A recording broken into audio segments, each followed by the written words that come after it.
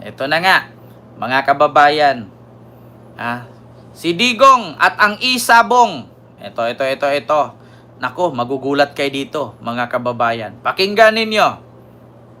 Bukod sa na-identify ang 15 pulis, ang DOJ mayroon pang tinitignan na 25 to 30 na miyembro ng PNP.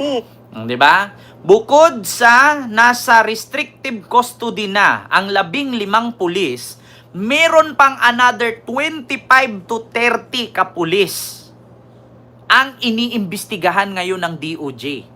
Kasi po mga kababayan, according kay Calamba, Laguna City Councilor, no, Albi Arbin, na ito daw mga pulis na umambos sa kanya at kumidnap sa mga missing sa Bungero, ay ito daw din po yung mga pulis sa tukhang sa war on drugs ni Duterte. Eto na. Na posibleng dawit sa pagkawala ng mga sabungero. At base sa intelligence ng ahensya, may kinalaman umano ang drug war ni former President Rodrigo Duterte sa kasong ito. Narito ang report ni Ivy Reyes. This investigation is not at all personally driven or directed at any particular group of persons. Kaya nga, Sir Hamtaro aminado na si Digong, ako ang may gawa niyan. Legal or illegal, akin yan. Yung Isabong, hindi ko pinatigil kay may 600 million dyan. Yung Pogo, ginawa kong legal kasi nagbibigay ng 2 billion a month. Sabi niya. O ay ebidensya lamang. Nadadawit man ang pangalan ni business tycoon Charlie Atong-Ang at actress na si Gretchen Barreto, nilinaw ng Justice Department na hindi sila nakatuon sa iisang tao lang. Pero sa lahat ng witnesses sa kaso ng mga nawawalang sabongero, tingin ng ahensya, credible ang mga pahayag at isinumiting dokumento ni Julie Dondon Patidongan o alias Totoy. Dahil sa mga narikobe na sako ng buto sa Taal Lake nitong mga nakaraang araw, sinabi ni DOJ Undersecretary Raul Vasquez na mukhang hindi na lang basta haka-haka ang statements ni Totoy ngayong may mga lumilitaw na hinihinalang ebidensya. Tama. Yun nga lang, bagamat ilang linggo na umuugong ang balitang ito, hanggang ngayon wala pa ring formal na reklamo mula sa kahit na sino, kaya't hindi mabuksan ang formal na investigasyon. Sa Lunes nakatakdang maghain si Totoy ng reklamo laban sa mga pulis na nabanggit niyang sangkot sa kaso. Sa panayam ni Justice Secretary Boying Remulla sa On Point ng Billy Nard Youth Channel, bukod sa 15 identified cops, mayroon pa silang tinitingnan na 25 to 30 na posibleng dawit sa pagkawala ng mga sabongero. Base sa intelligence nila, may convergence umano ang drug war ni former President Rodrigo Duterte at ang kasong ito. Paglilinaw naman ng DOJ ngayong araw, don't put too much color into words. Mahirap kasi mag-speculate lalong-lalo na ngayong dumadami ang mga anggulo. Everything. Diba? Kaya ganun yun mga kababayan, na kung ano man itong issue, no, sa war on drugs ni Digong, konektado po talaga dito sa mga missing sa Bungero. Bakit? Kasi yung dalawang magkapatid na apelyido Indon, hinihinalang ng daya daw sa sabong. Hindi kayang patunayan ng mga agent na ng daya. Anong ginawa? Tumawag ng pulis. Yung pulis may bitbit droga, tinaniman yung magkapatid. Saan kayo dyan? Saan kayo hindi mapag-isip ng konektado ang war ni Duterte at ang Isabong victims? Kasi yung dalawang magkapatid, hinihinalang ng daya kasi nanalo ng malaki. Hindi kayang patunayan ng mga agent, tumawag ng pulis. Plinantingan ng pulis, kasali na sila sa listahan sa adik. So may connection nga itong war on drugs at about dito sa missing sa Bungero case. Pangalawa, bakit nasabi na may connect? Yung minor de edad na tagapagpatuka ng manok, kasali din sa pinatay. So kung naalala nyo si Kian de los Santos at yung batang babae na 9 years old, minor de edad din pinatay. So walang pinagkaiba talaga, mga kababayan. Pagkawala ng mga sabungero, konektado umano sa drug war ni Duterte according sa intel ng DOJ. Ito pa. Fluid sa ngayon kasi, yung numero nga na 15 na sinabi, yan ay initial lamang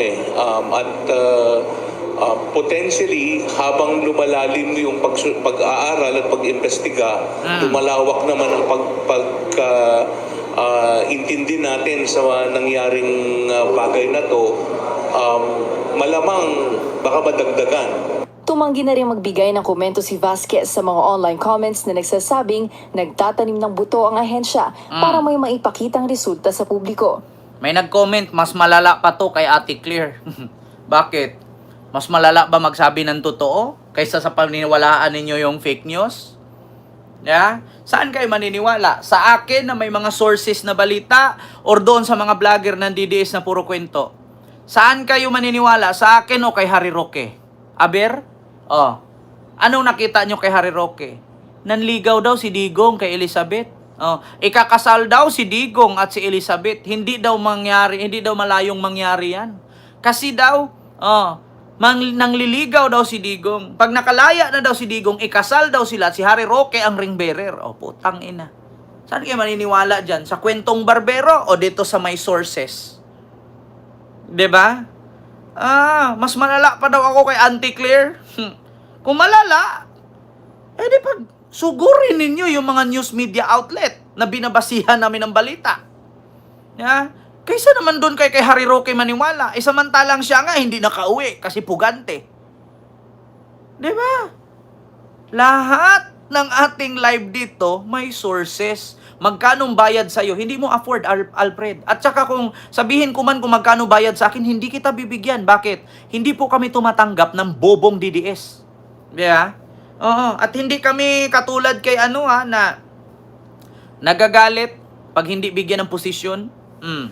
Anong source? Wow! Anong source? Kung i-compare mo ako at si Harry Roque, mas kapani-paniwala pa naman ako kaysa kay Roque. Saan ka maniniwala? Makalaya si Digong. Ilang buwan na, butot balat na mamamatay na lang. Dito kayo maniwala sa akin mga DDS. Ako ang totoo. Kapag hindi kayo maniwala sa akin, hindi kayo mapunta sa langit. Kapag hindi kayo niwala sa akin, mahimpyerno kayo. Antayin kayo ni Duterte doon. Ang totoo dito, mga kababayan, lalong-lalo na sa mga DDS, ito ang totoo. Si Digong, 1-2 kabag na lang yan, mamamatay na yan. Yan yung totoo. Pero yung pinakalat ng mga DDS vlogger na si Digong makalaya, magigilit ako ng liig kung makauwi si Digong ng Pilipinas. Yan ang tandaan ninyo. Ang totoo, si Digong, hindi naabutin 2026 yan, mamamatay na yan. Pero yung mga sinabi ng DDS, isa na si Harry Roque, na makauwi si Digong, huwag kayong maniwala dyan. Kwento niya lang yan. Oo, resulta ng walang tulog at kabag yan. Ito, paniwalaan ninyo. Si Digong hindi abutin December, mamamatay yan. Mark my word. Yung sabi ni Roque, makauwi si Digong, 4 na beses na yan. March 28 birthday, makauwi daw, nga. April 30, makauwi daw, nga. May 30, makauwi daw, nga.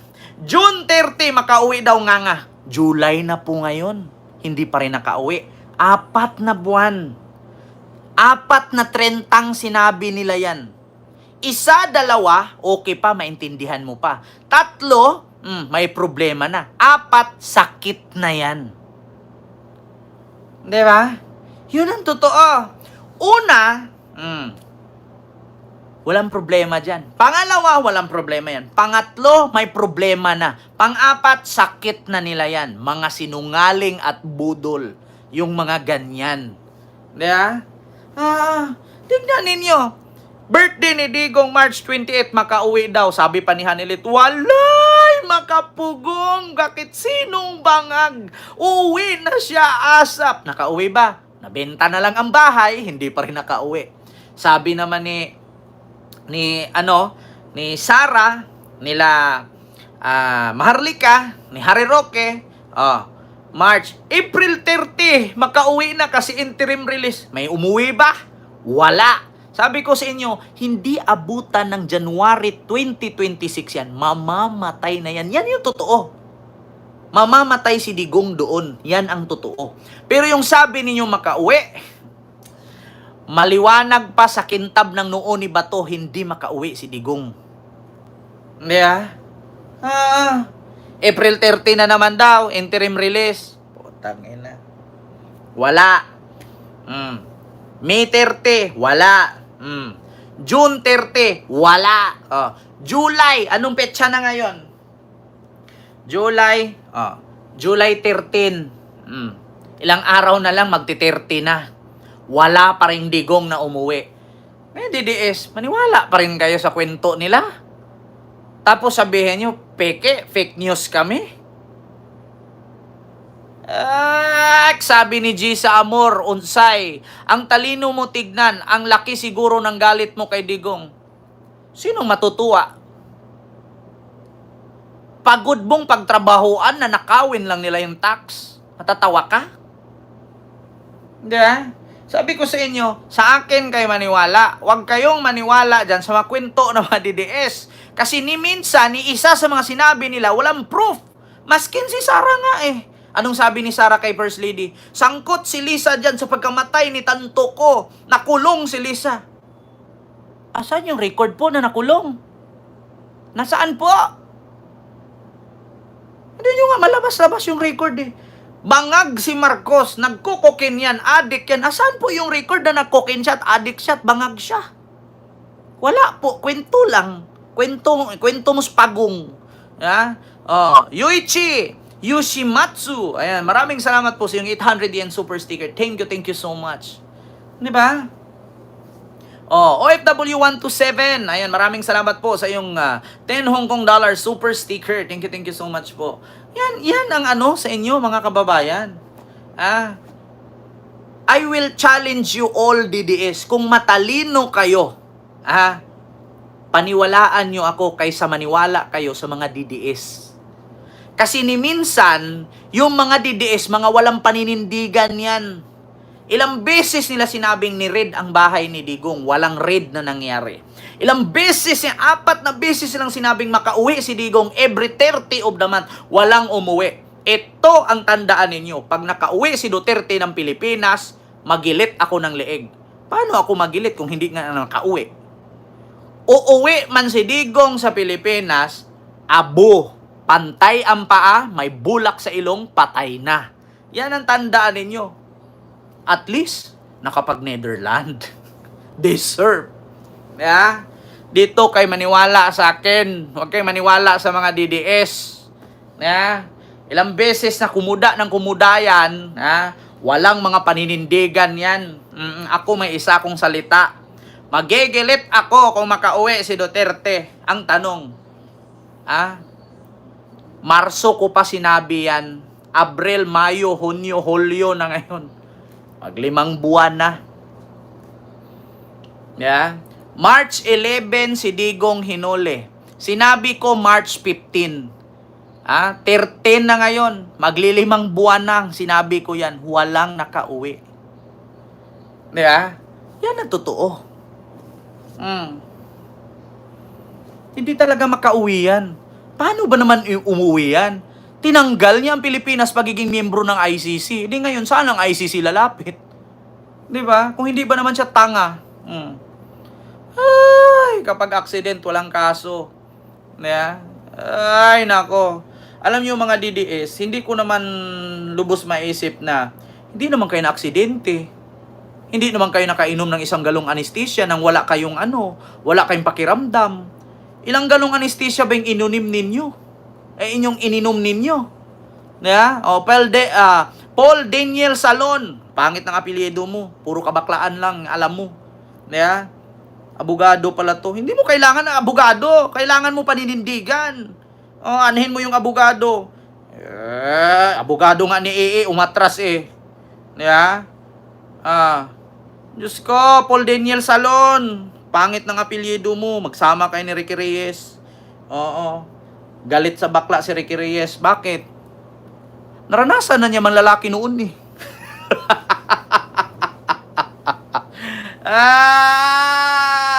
Ay, nako. Mga kababayan, lagi niyong pagkatandaan yan. Dito kay maniwala sa mukhang to. Si Digong, hindi na abot 2026, mamamatay na yan. Paasahin na naman kayo, tapos sasabihin, ngiwi, ngiwi, ngiwi. Bangag, bangag, bangag. Mga DDS, kung ako sa inyo, wag na kayo huminga. Mamamatay kayong bobo. Ipamana nyo sa anak ninyo, kabubuhan. Walang future ang pamilya ninyo. Tatanda nyo na. Maputang ina kayo. Mamamatay na lang kayo, bubuhan, kabubuhan pa rin. Yung ipapamana ninyo sa mga anak ninyo. Saan kayo nakakita ng DDS mayaman? Si Digong lang. Di ba?